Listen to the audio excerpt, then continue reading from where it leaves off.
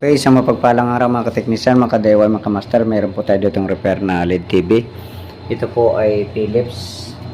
Ayan. So, Philips po ang kanyang brand. So, frameless po ito. Nasa tingnan natin ang ano. Ayun. 43 inch. So, testing natin para malaman natin ang issue nito. Kasi sabi ng may-ari, ano daw, wala daw tao. So, testing natin, saksak natin. Ito.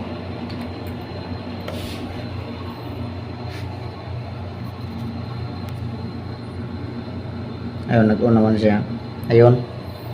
Lumabas naman yung logo. Antayin lang natin. Smart TV yata to. Smart or Android.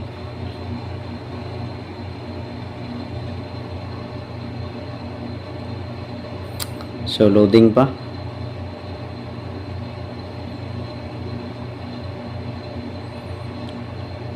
So ayun, normal naman ang kanyang picture. So ano ba talaga ang dahilan nito? Kasi cable pa kasi ang gamit nila dito sa ano, sa hotel nila. Kaya baka sa ano ang problema nito, sa cable connection. Baka dito ang problema. Ayun, so maluwag na, oh. Maluwag lang. Okay, sige. So utod, naputol ang ano, naputol ang positive nito, or yung ground. Palagay ko yung ground yung naputol, kasi yung parang gitna na lang yung natira, oh.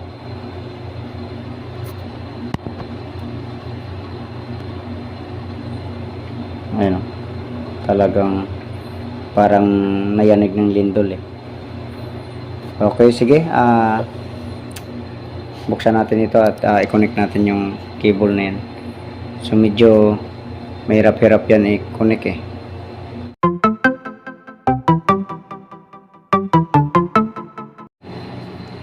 Ito, na buksan na natin. So isa lang ang kanyang board. Halos 3-in-1 na rin. So tanggalin natin muna ito.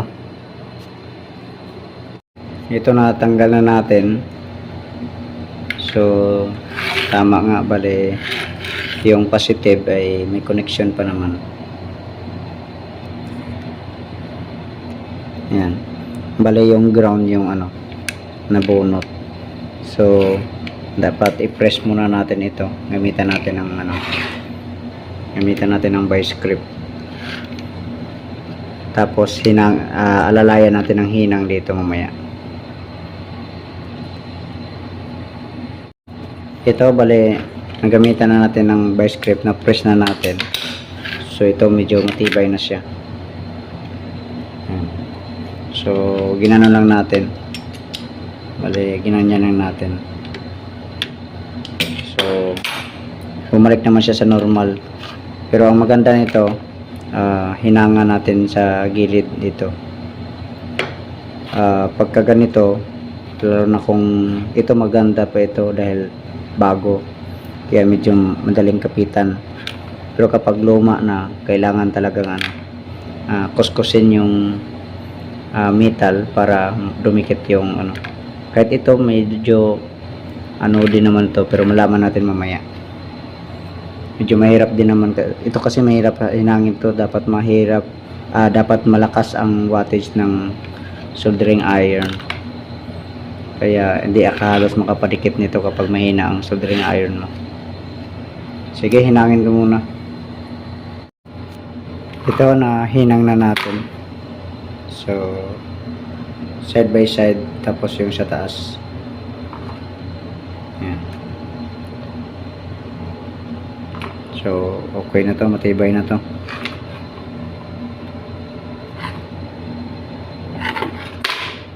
So testingin natin, salpak na natin to. check pala muna natin kung may grounded o wala. Baka nag-short sa loob yung ano, yung positive at saka ground.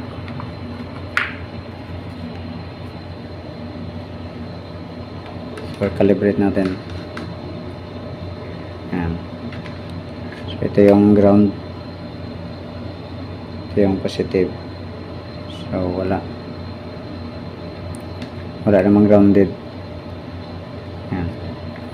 Pero check natin yung positive kung konektado sa loob. Ayun. So konektado.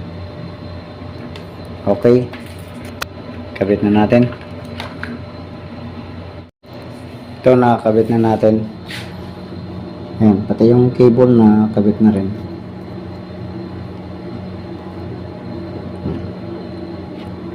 Okay, saksak natin.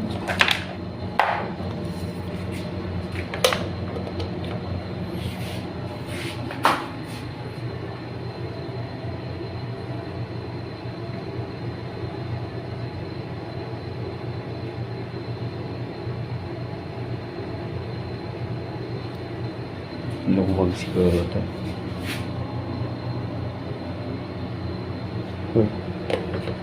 Kalimutan ko yata yung ano.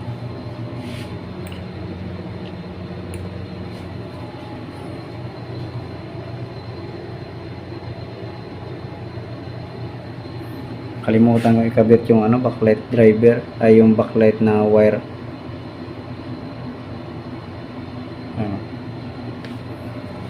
Yun. Bukas na naman tayo. Ito, kalimutan na ibalik. Ito, natakpan na natin ulit. Kabit na rin yung cable. Saksak.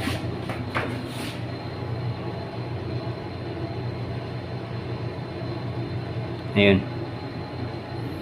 Lumabas na. Hintayin lang natin.